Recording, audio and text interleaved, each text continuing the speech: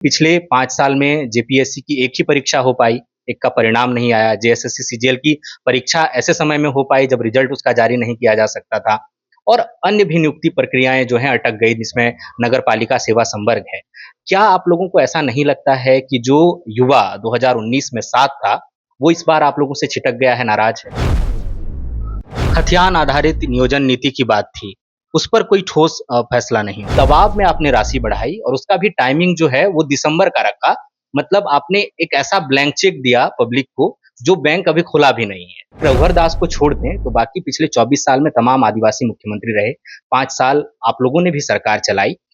क्यों दिक्कत आ जाती है कि आदिवासियों को कम से कम उनकी मूलभूत सुविधाएँ जो हैं, वो मिल पाएँ? अगर ये महिला सशक्तिकरण के लिए योजना ज़रूरी थी, तो चुनाव से ठीक 3 महीने पहले क्यों? इसे पहले क्यों नहीं लागू किया गया? और ये झारखंड के हित की बात नहीं कर रहे हैं बल्कि इसका अहित करने की बात कर रहे हैं, तो ये तो एक्सपोज हो गए ये लोग। आपने 1000 रुपए प्रति माह देके महिलाओं का तो सम्मान किया, लेकिन भाइयों का सम्मान नहीं हुआ। जो बेरोजगारी भत्ता का वादा था कि 5000 स्नातक को, 7000 प्रास्नातक को, वो मामला कहीं फँस कर रह गया। इच्छा व्यक्त करेगा कि हम झारखंड मुक्ति मोर्चा में ज्वाइन करेंगे, उसको तो हम लोग भगाएंगे नहीं भी, उसको तो स्वागत करके उसको लाएंगे ही।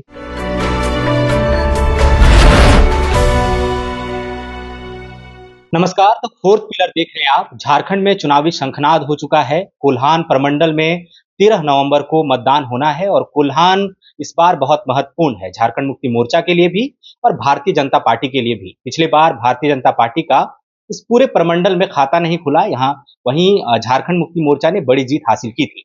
हालांकि पिछले 5 साल में और खास तौर पे पिछले 6 महीने में सिनारियो बहुत कुछ बदला है। कोल्हान टाइगर के नाम से मशहूर चंपाई सोरेन जो है वो पार्टी छोड़कर भारतीय जनता पार्टी में शामिल हो गए।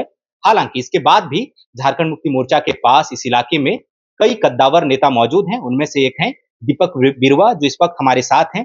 लगातार 3 बार से यहाँ विधायक हैं, चौथी बार नामांकन दाखिल किया है, चुनावी मैदान में हैं, मंत्री भी रहे हैं, हालांकि कम समय के लिए। इनसे बातचीत करते हैं पूरे कोल्हान प्रमंडल के राजनीतिक समीकरणों पर और जीत के प्रति झारखंड मुक्ति मोर्चा, पूरा इंडिया गठबंधन कितना आश्वस्त है, इस बारे में भी जानते हैं। पहले तो दीपक दा, बहुत स्वागत है आपका हमारे चैनल में।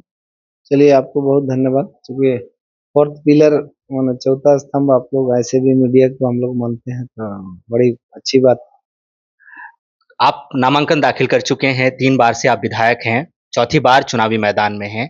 कितने आश्वस्त हैं अपनी तैयारियों को लेकर और जीत के प्रति? देखिए, हम आश्वस्त इसलिए हैं कि चूंकि जनता के साथ और जनता के बीच ही रहते हैं सालों भर, इसलिए जनता का जो उम्मीद है और जनता जो चाहती है वो लोग, हमारा दीपक बुरुआ दोबारा वो लोग का नारा भी था, इसलिए हम जानते हैं कि अच्छा होगा चुनाव। चुनावी रैलियों में और चुनावी मौसम में नारे, बैनर, पोस्टर्स चलते हैं। 3 बार से आप विधायक हैं, चौथी बार आप चुनावी मैदान में हैं। अक्सर ये देखा जाता है कि लंबे समय तक कोई एक राजनेता सांसद या विधायक के तौर पर किसी एरिया में रहा हो, तो एक एंटी इनकम्बेंसी की बात की जाती है। विरोधी भी इस चीज़ को माहौल बनाते हैं कि 15 सालों में ये काम नहीं हुआ। क्या आप इससे इत्तेफ़ाक रखते हैं? आपको लगता है कि कहीं किसी मोड़ पर किसी तरह की नाराज़गी जनता के मन में? देखिए, हम लोग निरंतर प्रयास कर रहे हैं कि क्षेत्र का विकास हो और जो मूलभूत सुविधाएं हैं लोगों को उपलब्ध हो सके, जितना बेहतर हो करने का हम लोगों ने प्रयास किया है और आगे भी हम लोग का ये प्रयास जारी रहेगा। ऐसे बहुत सारे काम एक साथ नहीं हो पाते हैं, उसके लिए लंबा वक्त लगता है, प्लान करना होता है, बजट कराना पड़ता है, प्रशासनिक दृष्टिकोण से उन चीज़ों को स्वीकृति भी दिलानी पड़ती है। तो ये एक प्रक्रिया है प्रशासनिक ढंग का, और जैसे हम लोग सोचते हैं, जैसे बोलते हैं, वैसे बहुत सारे काम नहीं भी हो पाते, लेकिन बेहतर परफॉर्मेंस देने का हम लोगों ने काम किया है और लोग हम लोग के साथ हैं और उनका जो अपेक्षा है उसको बेहतर ढंग से और जितना संभव हो सके करने का कोशिश किया है। 2019 में बीजेपी को कोल्हान में बड़ा झटका लगा और उसके बाद से वो लोग तैयारी में हैं, क्योंकि जानते हैं कि कोल्हान की 14 सीटें रांची का जो रास्ता है वो तय करवाता है। तैयारी में थे। 2024 का लोकसभा चुनाव भी हम देख रहे हैं कि कोल्हान में बड़ा जोर था दोनों ही पार्टियों का। 2 बड़े नेता चाईबासा से संसदीय सीट से सांसद रही थी गीता कोड़ा, वो लोकसभा चुनाव के समय ही उधर चल गईं। कहा जाता है कि कोड़ा फैमिली का एक प्रभाव उस संसदीय सीट के विधानसभा सीटों पर है।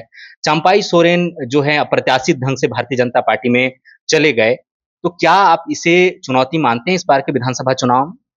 नहीं, ऐसे चुनौती नहीं है, झारखंड मुक्ति मोर्चा के पक्ष में पूरा खुलान है और परिणाम भी उसी तरीके से होगा। क्योंकि चंपाई सोरेन ने बार-बार ये आरोप लगाया मंचों से पार्टी छोड़ रहे थे तब भी, बीजेपी में गए तब भी और जब से वो चुनावी सभाएँ कर रहे हैं तब भी कि मान नहीं रखा झारखंड मुक्ति मोर्चा ने उनका, उन्होंने लंबा वक़्त दिया। तो आप एक तो उनके आरोपों से कितना इत्तेफ़ाक रखते हैं और उनका जो प्रभाव है, कद्दावर नेता हैं, कैसे देखते हैं इसको? देखिए, राजनीतिक दृष्टिकोण से तो हम लोग इसको कह सकते हैं कि झारखंड मुक्ति मोर्चा में बहुत सारे बड़े नेता पार्टी पहले भी छोड़ के दूसरी जगह गए हैं, दूसरे बैनर पे, लेकिन फिर वक़्त आने पर वापस भी लोग आए हैं। तो इसीलिए झारखंड मुक्ति मोर्चा को जो प्लेटफ़ॉर्म है और जो विचारधारा है पार्टी का, उस हिसाब से इस पे कोई प्रभाव नहीं पड़ने जा रहा, और कितना किसको सम्मान दिया, नहीं दिया, वो पूरी जनता के सामने है।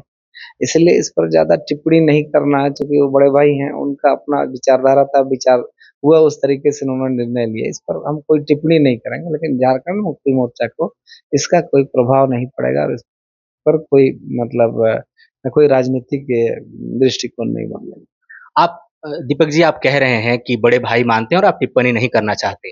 पिछले 6 महीने में देखा भी पूरे झारखंड ने कि झारखंड मुक्ति मोर्चा की तरफ से कोई बहुत तल्ख टिप्पणी जो है नहीं की गई है चंपाई सोरेन को लेकर। तो क्या झारखंड मुक्ति मोर्चा ये सोच रही है कि अगर कल को वो वापसी करना चाहते हैं या ऐसा इरादा रखते हैं, तो दुश्मनी उस हद तक ना हो कि जब नज़रें मिलें तो शर्मिंदा होना पड़े? नहीं, ऐसा नहीं है। वो तो देखिए पार्टी का फोरम है और पार्टी को डिसीजन लेना होता है इस सब मामले पर, इसलिए इस पर अभी कोई विचार नहीं होगा। अब तो क्योंकि प्रतिद्वंदी है राजनीतिक रूप से बीजेपी और झारखंड मुक्ति मोर्चा, अब तो चुनावी मैदान का मामला है, इसलिए चुनाव के बाद ही परिणाम पता चलेगा और हम लोग पूरा दमखम के साथ और बेहतर तरीके से चुनाव में हैं और उम्मीद है कि हम लोग दोबारा पुरानी परिणाम को रिपीट करेंगे। आपका खेमा जो है एक नारा दे रहा है, फिर एक बार हेमंत सरकार। ये कॉन्फिडेंस जो है पूरा, क्या मैया सम्मान योजना जो 3 महीने पहले लाई गई, उसके प्रभाव को लेकर है? नहीं, ऐसा नहीं है, बहुत सारी ऐसी योजनाएं हैं जिसके कारण से आम लोगों को उसका फायदा मिला है और लोगों में एक उम्मीद जगा है कि ये सरकार आने से फिर दोबारा बेहतर और स्थितियां बनाएगी, पूरे झारखंड का विकास करेगी और गांव का जब तक विकास नहीं होगा झारखंड का विकास नहीं हो सकता है। इसलिए गांव को और गांव के परिवार को केंद्रित करके जिस तरीके से सरकार ने, माननीय मुख्यमंत्री हेमंत सोरेन ने जो प्लान तैयार किया है, वो आने वाला भविष्य में झारखंड को बेहतर करेगा और नंबर 1 देश में झारखंड राज्य बनेगा। दादा, मंशा और इरादे को लेकर कोई शक सवाल नहीं है, लेकिन इसकी टाइमिंग को लेकर सवाल उठता है। लगातार भारतीय जनता पार्टी की तरफ से ये कहा जा रहा है कि अगर ये महिला सशक्तिकरण के लिए योजना ज़रूरी थी, तो चुनाव से ठीक 3 महीने पहले क्यों? इससे पहले क्यों नहीं लागू किया गया? देखिए, सरकार का कार्यकाल तो अभी और भी था, ऐसा नहीं था कि सरकार मतलब इसके साथ ही चुनाव कराए, ऐसा कोई मामला नहीं था, लेकिन सरकार का डिसीजन आया और इलेक्शन कमीशन ने करा दिया, तो उस पर कोई टिप्पणी नहीं करना। लेकिन काम करने का जिसको इरादा रहेगा समय नहीं देखता है, चाहे अभी करना है चाहे बाद में भी करना है, लेकिन नियत तो साफ है ना, जनता के लिए लोगों ने काम किया और जनता का इसका जवाब भी आया है। आज भारतीय जनता पार्टी के लोग ने तो मैया सम्मान योजना के खिलाफ में हाईकोर्ट में भी लोग ने अपील लगाया कि भाई ये चुनावी एजेंडा है, ये है। तो और जिस तरीके से और भी कुछ मामला उन्होंने किया है, तो जो जनता को पता चला कि भाई ये तो माने दूसरा सोच के लोग हैं और ये झारखंड के हित की बात नहीं कर रहे हैं बल्कि इसका अहित करने की बात कर रहे हैं, तो ये तो एक्सपोज हो गए ये लोग। रोजगार को लेकर बड़े सवाल उठे क्योंकि आप लोगों का वादा जो था 2019 में प्रतिवर्ष 5 लाख रोजगार का वादा था और इसको लेकर युवाओं का बहुत समर्थन मिला। लेकिन पिछले 5 साल में जेपीएससी की एक ही परीक्षा हो पाई, एक का परिणाम नहीं आया। जेएसएससी सीजीएल की परीक्षा ऐसे समय में हो पाई जब रिजल्ट उसका जारी नहीं किया जा सकता था और अन्य भी नियुक्ति प्रक्रियाएं जो हैं अटक गई जिसमें नगर पालिका सेवा संवर्ग है। क्या आप लोगों को ऐसा नहीं लगता है कि जो युवा 2019 में साथ था वो इस बार आप लोगों से छिटक गया है, नाराज है? जो युवा है ना वो एजुकेटेड है और वो जानते हैं कि राज्य की परिस्थितियां क्या है। राज्य बने आज 24 साल बीत गया, तो 24 साल में किन लोगों ने सरकार चलाया और किस तरीके से जेपीएससी को, जेएसएससी को और भी जो भी ऐसी संस्थान है जिसके चलते रोजगार को लेकर के नियोजन की प्रक्रियाएं होती है, तो उसको किस तरीके से कोर्ट के रास्ते से दूसरे तरीके से कुछ लोग इसको उपनिवेश बनाने के तरीके से जो है ना इस राज्य को अविकसित करना चाहते हैं, इसलिए हमेशा अड़ंगा करना चाहते हैं। तो यही सब वजह से जो है ना ये चीजें हुए।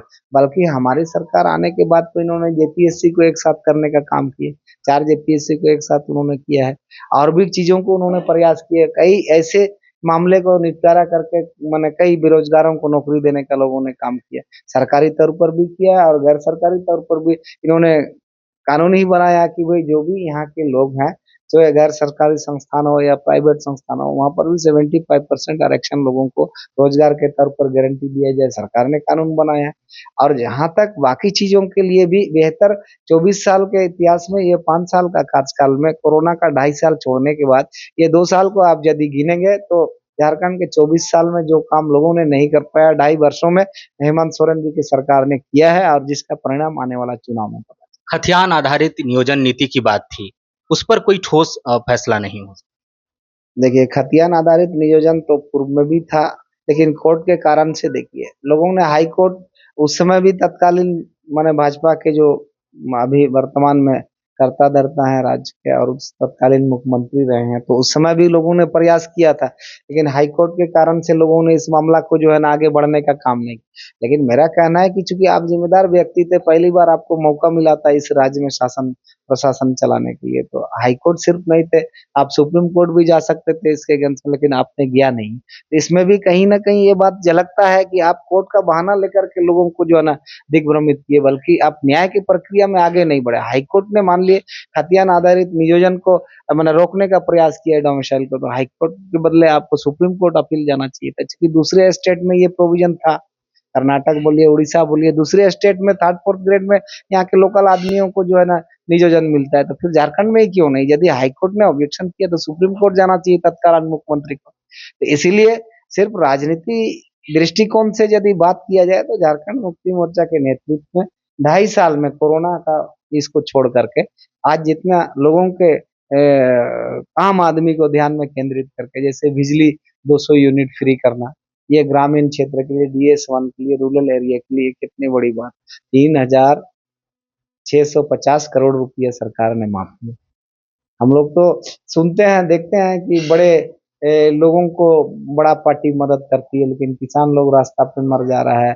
बहुत सारी ऐसी स्थितियां देश में पैदा हुई है, उस पर कहीं यूं तक नहीं रखता है। मैया सम्मान योजना को लेकर ही विरोधी आप पर एक और सवाल उठाते हैं। वो ये कहते हैं कि एक तो टाइमिंग गलत बताते हैं वो, दूसरी बात ये कहते हैं कि उन्होंने जब गुगु दीदी योजना को लेकर प्रचार-प्रसार शुरू किया, पर्चा भरवाना शुरू किया, उसके दबाव में आपने राशि बढ़ाई और उसका भी टाइमिंग जो है वो दिसंबर का रखा। मतलब आपने एक ऐसा ब्लैंक चेक दिया पब्लिक को, जो बैंक अभी खुला भी नहीं है। देखिए जितना दिग्भ्रमित लोगों को करने का लोग प्रयास किए हैं राजनीतिक दृष्टिकोण से, राजनीतिक बड़े पार्टी जो लोग अपने आप को कहते हैं, उड़ीसा में अभी 4-5 महीना पहले उनकी सरकार बनी है, उन्होंने इलेक्शन में ये किया था कि हम 855 रुपया सुभद्रा योजना के नाम से हम उन लोगों को, महिलाओं को मैंने प्रोत्साहित करेंगे, उन्होंने योजना बनाया। लेकिन उसमें इतना शर्त लगा दिया और उसमें ये भी कर दिया कि आधार कार्ड से और इससे जो है ना उसको लिंक करना पड़ेगा आपको बैंक पासबुक से, वो सुभद्रा योजना के लिए। जो महिलाओं के खाते में पैसा थे वो पैसा भी जो है ना उन लोग का चला गया और 1% से भी कम महिलाओं को उड़ीसा में इसका लाभ मिला। जब यहाँ पर पहली बार हम लोग ने महिला सम्मान मुख्यमंत्री महिला प्रोत्साहन योजना चालू किया, पहली ही बार में 48 लाख से अधिक महिलाओं को इसका लाभ मिला और आच्छादित हुआ। जबकि अभी इसको 18 साल से हम लोग 50 साल किए, हमको लगता है कि और भी 10 लाख लोग महिलाओं को इसका लाभ मिलने की स्थिति। एक उनका उड़ीसा राज्य में 1% भी महिला को लाभ नहीं मिल पाया, आज ये 48 लाख से अधिक महिला को इसका सम्मान मिल रहा है, तो इसी से नियत का पता चलता है। उड़ीसा का चुनाव जब हो रहा था तो उन लोग ने, चूंकि राष्ट्रीय पार्टी है, उड़ीसा में भी उनकी सरकार है, उन्होंने कहा था कि 300 यूनिट फ्री बिजली हम देंगे, लेकिन 300 यूनिट जब बाद में पब्लिक हंगामा किया तो बोलता है तो हम सोलर लाइट के लिए बोले थे। तो ये तो भाजपा और भारतीय जनता पार्टी का मतलब स्पष्ट करता है जनता को, चाहे उड़ीसा रहे, चाहे कर्नाटक रहे, चाहे झारखंड रहे, क्योंकि जनता तो कहीं ना कहीं से लिंक है, ये बात तो पता चलता है। दादा, विरोधी ये भी कह रहे हैं और जनता भी युवा ये सवाल कर रहे हैं कि भाई आपने 1,000 रुपए प्रति माह देके महिलाओं का तो सम्मान किया, लेकिन भाइयों का सम्मान नहीं हुआ। जो बेरोजगारी भत्ता का वादा था कि 5,000 स्नातक को, 7,000 प्रास्नातक को, वो मामला कहीं फंस कर रह गया, हो नहीं पाया वो धरातल पर। देखिए आपको हम बता रहे हैं, बीजेपी ने भी घोषणा किया था कि पर साल नरेंद्र मोदी ने घोषणा किया था कि हम 2 करोड़ लोगों को रोजगार देंगे। लेकिन जहां जहां रोजगार मिलने का संभावना है, चाहे बीएसएनएल हो, चाहे रेल हो, चाहे सेल हो, बहुत सारी ऐसी चीजों को जिस तरीके से उन्होंने दूसरे दिशा की तरफ गया, तो रोजगार की स्थिति को तो उन्होंने भी खत्म किया। आज हम हिसाब कर रहे हैं उनका 10 साल का, तो 10 दूनी 20 करोड़ लोगों को नौकरी देना चाहिए था। तो देखिए उनकी जो वादा थी वो कहाँ चले गई, जबकि हमने तो प्रयास किया कोरोना काल के बाद से जिस तरीके से रोजगार सृजन करने का। और हम लोग देखा कि यदि नहीं होता है तो हमारे विभाग से, कल्याण विभाग से, मुख्यमंत्री स्वरोजगार योजना पहली बार हम लोग ने किया है, जिसमें हम लोग 25 लाख तक का लोन हम लोग ने बेरोजगार लोगों को दिया। सबको तो हम लोग नौकरी नहीं दे सकते हैं, चाहे वो ट्रैक्टर निकाला है, चाहे 4 चक्का गाड़ी निकाला है, जेसीबी निकाले या जो भी करे, लेकिन एक रोजगार के दिशा में बढ़े और अपने कुछ अर्जन करे, यही तो हम लोग चाहते हैं झारखंड के विकास में। चुनावी राजनीति पर वापस लौटते हैं। लोकसभा चुनाव से पहले जब गीता कोड़ा चली गई भारतीय जनता पार्टी में, इसके बाद जब सीता सोरेन चली गई भारतीय जनता पार्टी में, तो आपकी तरफ से ये कहा कि बीजेपी नेताओं के पास कैंडिडेट नहीं है, वो आयोजित नेताओं के सहारे काम चला रहे हैं। लेकिन जब उधर से लुइस मरांडी आई, गणेश महली आए, तो आप लोगों ने भी उनको एक्सेप्ट किया। तो फिर ये आरोप कहाँ तक सही लगता है कि आयातित नेताओं के सहारे, क्योंकि दोनों ही दल दूसरे दल से आए लोगों का स्वागत कर रहे हैं। देखिए दोनों ही दल नहीं, कोई पार्टी के विचारधारा से सहमत होकर के, मान लिए कोई आदमी बोलता है ना कि भूला हुआ है जब फिर से वापस आए तो उसको तो हम तिरस्कार करके नहीं करेंगे, उसी तरीके की बात है। वो लोग अभी जो समझा होगा कि भाई हम लोग को भारतीय जनता पार्टी में माने जो हम लोग सोचते हैं उस अनुकूल नहीं कर रहा है, इसलिए उन लोग पार्टी छोड़ करके झारखंड मुक्ति मोर्चा में विश्वास जताया। तो इसलिए हम लोग ने, देखिए कोई भी आदमी, अब ये प्रजातंत्र है, इच्छा व्यक्त करेगा कि हम झारखंड मुक्ति मोर्चा में ज्वाइन करेंगे, उसको तो हम लोग भगाएंगे नहीं भी, उसको तो स्वागत करके उसको लाएंगे ही। उसका जो माने अनुभव है उसका लाभ हम लोग लेंगे पार्टी में, और लोग का फायदा मिलेगा झारखंड मुक्ति मोर्चा को। इसलिए इसमें कोई वर्जित नहीं है कि उसको लाना है या नहीं लाना है। पार्टी में रह करके वो लोग काम करेंगे तो पार्टी को मजबूती मिलेगा। एक सवाल, आपने मंत्री पद संभाला बिल्कुल विपरीत परिस्थितियों में। हेमंत सोरेन को जेल जाना पड़ा, चंपाई सोरेन मुख्यमंत्री बन गए। आदिवासी मामलों से जुड़ा हुआ मंत्रालय आपको मिला। झारखंड में लोकसभा चुनाव के समय से ही हम देख रहे हैं कि आपके लिए भी और भारतीय जनता पार्टी के लिए भी आदिवासी अस्मिता जो है बड़ा मुद्दा बना हुआ है। आपको लगता है कि जो भी कार्यकाल मंत्री के तौर पर रहा, आप झारखंड में आदिवासी की समस्याओं को ठीक से समझ सके और जो समाधान आप करना चाहते थे, आपको लगा कि और वक़्त मिलता तो शायद बेहतर काम कर सकते। ये बात सही है, हम कोशिश किए थे लेकिन वक्त की कमी के कारण से ये नहीं संभव हो पाया। लेकिन ये तो बात सही है कि इसमें स्कोप अधिक है। और दूसरा क्या है कि जो भी आदिवासी बहुल क्षेत्र है, जिसको संवैधानिक रूप से बहुत सारे प्रावधान हैं जिस क्षेत्र के लिए, उसके बावजूद भी यहाँ जिस तरीके से काम होना चाहिए, लोगों को उसका लाभ नहीं मिलना चाहिए, वो अभी तक नहीं मिल पाया, चाहे वो किसी की भी सरकार रही है। तो इसीलिए इस दिशा में और बेहतर काम करने की आवश्यकता है, ताकि उनके शिक्षा का स्थिति सुधरे, स्वास्थ्य का स्थिति सुधरे, और भी बहुत सारी ऐसी जो मूलभूत चीजें हैं जिससे कि वो बेहतर दूसरे लोगों के मुकाबले पे खड़ा हो सके। जहाँ तक आदिवासियों का देखते हैं मामला, पूरे झारखंड में खासतौर पर कोल्हान प्रमंडल में ऐसा लगता है कि जो कुआँ है वही प्यासा रह गया। खनिज संसाधनों से भरा है पूरा कोल्हान प्रमंडल, लेकिन हम जब जादूगोड़ा जाते हैं, बॉक्साइट, अभ्रक, यूरेनियम की तमाम खदानें हैं, लेकिन यहाँ के आदिवासियों की बड़ी दुर्दशा है वहाँ पर। ना उन्हें स्थानीय स्तर पर बढ़िया रोजगार मिल सका, ना शिक्षा मिल सकी। और एक रघुवर दास को छोड़ दें तो बाकी पिछले 24 साल में तमाम आदिवासी मुख्यमंत्री रहे। 5 साल आप लोगों ने भी सरकार चलाई। क्यों दिक्कत आ जाती है कि आदिवासियों को कम से कम उनकी मूलभूत सुविधाएँ जो हैं, वो मिल पाएँ? देखिए इस मामले में तो जहाँ तक मिनरल और ओर्स की बात है, सारे जो मेजर मिनरल हैं वो सेंट्रल गवर्नमेंट के अधीन है। और आप जानते हैं कि यहाँ 27 माइंस जो है ना चालू स्थिति में था, जिसको कैप्टिव नॉन कैप्टिव के नाम से अभी बहुत सारे माइंस जो है ना, 5 माइंस जहाँ चल रहे हैं, लाखों लोगों को रोजगार मिलता था। आज ट्रांसपोर्टेशन के माध्यम से, वहाँ का उत्खनन के माध्यम से या रोजगार के माध्यम से लाखों लोग बेरोजगार है। वो तो भारत सरकार का पॉलिसी के कारण से ऐसा हुआ। आज यह एरिया में लोगों को मतलब काम से फुर्सत नहीं था, लेकिन आज देखिएगा कोई आदमी के पास में काम नहीं, तो भारत सरकार का पॉलिसी के कारण से ऐसा हुआ। क्योंकि ये स्टेट के अंडर में है नहीं कि हम लोग उसको फिर से पुनर्जीवित करें, कुछ रोजगार जनरेट करें। तो ये सब देखिए राजनीति का पार्ट, आप जानते हैं कि जब डबल इंजन ये लोग बोलना शुरू किया तो भाई जिस राज्य में उसका इंजन नहीं है तो उसके साथ तो आप जान रहे हैं प्रधानमंत्री आवास को ये लोग रोक दिया पिछले साल माने पिछला सरकार में, तब ना ये आबू आवास योजना सरकार ने निकाली है। उस तरीके से बहुत सारा चीजें हैं जिसको अवरुद्ध करके लोगों को परेशान किया जाता है। यही कारण आज हेमंत सोरेन जी बार बार बात बोल रहे हैं कि भाई 1,36,000 करोड़ रुपया हमको दो, कम से कम झारखंड के प्रत्येक परिवार को 1-1 लाख रुपया सालाना देंगे, इससे आर्थिक स्थिति मजबूत होगा तो झारखंड राज्य का स्थिति मजबूत होगा। यही सब वजह है। तो राजनीतिक कारण आप लोग हम लोग से बेहतर समझते हैं, तो यही है राजनीतिक लड़ाई। लेकिन हम लोग कोल्हान में इस बार भी गठबंधन का परचम लहराएंगे। आखिरी सवाल दादा, 15 साल से यहाँ पर विधायक हैं, मंत्री पद भी संभाला कम समय के लिए ही सही। अब आपको लगता है कि इन 15 सालों में भी कुछ काम ऐसे बाकी रह गए हैं, जो अगले 5 साल और मौका मिला तो आप उस पर काम करना चाहेंगे, उस पर प्राथमिकता रहेगी? निश्चित मौका हम लोग को मिलेगा भी और काम भी करेंगे। और ये बात सही है कि बहुत सारे ऐसे चीजें हैं जिस पे हम लोग काम नहीं कर पाए हैं, उसको निश्चित तौर पर आगे काम करने का प्रयास करेंगे और निरंतर प्रयास जारी रहेगा हम लोग। दादा, चुनाव प्रचार चल रहा है, आप व्यस्त दिनचर्या से हमारे लिए समय निकाले, बहुत शुक्रिया। चलिए आप सबों को भी बहुत धन्यवाद। हमसे इस क्षेत्र के बारे में, राजनीतिक परिस्थितियां और यहाँ के रोजगार और अन्य मुद्दों पर आपने बेबाक तरीके से सवाल किया और हमने जवाब देने का प्रयास किया। बहुत बहुत धन्यवाद। जोहार। ये थे दीपक बिरुवा।